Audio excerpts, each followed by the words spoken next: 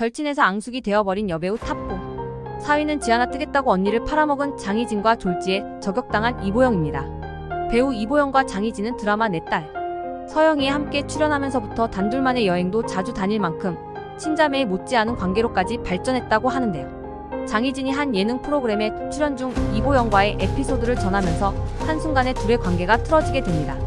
대략의 내용은 이보영이 워낙 이미지가 좋고 인기가 많다 보니 이보영과 함께 가는 식당들마다 항상 서비스를 많이 줘서 좋다는 얘기였는데, 여기까지만 얘기하고 끊기에는 내용이 심심하다고 생각했는지 장희진은 좀 더 구체적인 썰을 풀어놓기 시작했습니다. 한 번은 거제도에 있는 횟집에 갔고 함께 모둠회를 주문해서 먹던 중 장희진이 전어도 먹고 싶다고 하자 이보영이 장희진에게 잠깐 기다려보라고 하더니 식당 아주머니한테 전어를 서비스로 주시면 안 돼요? 라고 요구했고, 식당 아주머니가 황당해하면서 서비스 주는 걸 거절했는데, 조금 뒤 장희진을 목격한 그 아주머니가 그제서야 이들이 연예인이란 걸 알아보고서 비로소 전어 서비스를 준 일이 있었는데, 이보영이 아주머니가 자신을 못 알아보고 장희진만 알아봤다는 사실에 속상해했다는 것이었습니다. 방송 직후 방송사 게시판에는 이보영이 공짜를 심하게 밝힌다, 후배를 질투한다 등등의 악플이 도배가 됐고, 급기야 이보영의 과거 발언까지 재조명되며 사태가 점점 커지게 되자 이보영의 소속사에서는 예능 프로에서 이보영과 친분이 있는 여배우가 한 얘기는 전혀 사실이 아니고 관련 악플 등에는 강력 대응하겠다는 공식 입장까지 내게 됩니다. 하지만 이미 이보영 이미지에 엄청난 타격을 입힌 후였고, 그날 이후로 더 이상 그녀들이 함께 있는 모습을 본 사람은 없다고 하네요. 한편 당시 횟집에서 일했던 직원의 지인이 당시 상황을 공개하면서 이보영의 억울함에 더욱 힘을 실어주기도 했습니다. 3위는 아직까지도 피해 다닌다고 알려진 진재영과 벼르고 있는 안선영입니다. 영화 색즉시공을 통해 친분을 쌓은 진재영과 신희는 신희와 진작부터 친분이 있었던 안선영과 강혜원이 합류하며 연예계에서도 알아주는 절친사인 방이 됐습니다. 하지만 이들의 관계는 진재영의 입방정으로 파국을 맞고 마는데요. 안선영에게는 신희가 영화 관계자를 상대로 몸로비를 한 끝에 비로소 영화에 캐스팅된 거고, 신희에게는 안선영이 읍다리 스폰서한테 받은 돈으로 자기네한테 술을 사주는 거라는 뒷담화를 했는데, 며칠 후 단둘이 만난 안선영과 신희가 진재영이 이들 각자에게 한 뒷담화를 서로 털어놓으며 진재영의 만행을 알게 됩니다.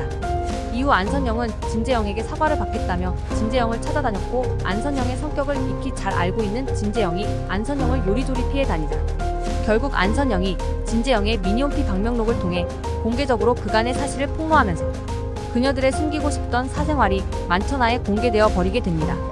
이후 별도의 사과 없이 은둔하듯 동적을 감췄던 진재영은 2010년 결혼 후 현재까지도 제주도에 살며 우연이라도 안선영과 신희를 마주치지 않기를 바라면서 지내고 있다고 하네요. 2위는 거짓말 때문에 파렴치한으로 불렸던 이소라와 손절당한 이영자입니다. 최진실 사단으로 불리며 오랜 기간 절친 관계였던 이소라와 이영자는 이영자의 거짓말 하나로 관계가 파탄이 났는데요. 이미 2001년 지방흡입 수술 없이 다이어트를 성공했다는 거짓말 파문으로 한 차례 논란을 불러일으킨 적이 있었던 이영자는 2007년 MBC 일방 경제야 놀자 코너에 출연하며 또 한 번의 거짓말로 다시 한번 대중의 문매를 맞게 됩니다. 당시 이영자는 이소라가 사업 자금이 모자라서 힘들어하고 있을 때 집담보 대출을 받아서 이소라에게 5천만 원을 빌려줬고, 그 덕분에 다이어트 비디오를 제작해서 큰 성공을 거둔 이소라가 감사의 의미로 자신에게 다이아몬드 반지를 선물했다는 훈훈한 일화였는데요. 그 다이아 반지를 감정 의뢰하면서 일이 터집니다. 전문 감정가가 가짜 다이아몬드라며 감정가를 영원으로 평가하자 이영자는 몹시 당황스럽고 너무 창피하다면서 울상을 지었는데, 이 내용이 방송을 그대로 타면서 어려울 때 도와준 이영자에게 가짜 반지를 선물한 이소라에 대한 대중의 질타가 극에 치닫게 되었던 거죠. 하지만 방송에서 이영자가 한 얘기는 전부 거짓말이었고, 반지 역시도 애초부터 선물로 받은 게 아니라 이영자가 이소라 집에 가서 마음에 든다고 뺏어오다시피 했던 거라는 게 드러나면서 이소라의 억울함이 다소나마 풀리기는 했지만, 이미 슈퍼모델로서의 이미지에 손상을 입은 이소라는 그날 이후 현재까지도 이영자를 만나지 않고 있다고 하네요. 몇몇 관계자에 따르면 이소라가 이영자 자체를 아예 사람 취급도 안 한다는 소문도 있기 때문에 설사 마주친다 해도 머리끄덩이를 잡기보다는 투명인간 취급을 할 가능성이 높긴 합니다. 1위는 전 남편을 나락행 보내려고 친구를 팔아먹은 구혜성과 뒤통수 맞은 서현진입니다. 연습생 시절을 함께했던 구혜성과 서현진은 서로 간 속마음을 털어놓을 수 있을 정도의 자타공인 연예계의 절친 사이였습니다. 하지만 연습생 신분이라는 출발선은 같았지만 이미 데뷔 전부터 구혜선은 일찌감치 얼짱으로 유명세를 얻은 상태로 2004년 시트콤 논스톱와 2009년 드라마 꽃보다 남자 등으로 서현진보다 훨씬 앞서서 연예계에 자리매김했고 급기야 단편영화 감독에까지 도전하는 등 2001년 걸그룹 밀크에 실패. 이후 긴 무명 생활을 하고 있는 서현진과는 비교가 안 될 정도로 연예계에서 자신만의 확고한 커리어를 쌓아갔습니다.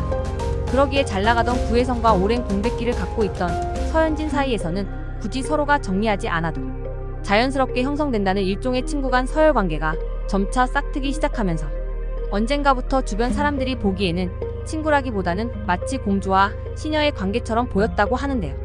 그러던 중 드디어 서현진이 2016년 드라마 또 오해영을 통해 큰 인기를 얻게 되면서 드디어 명실상부한 주연급 여배우로 등극하게 됩니다.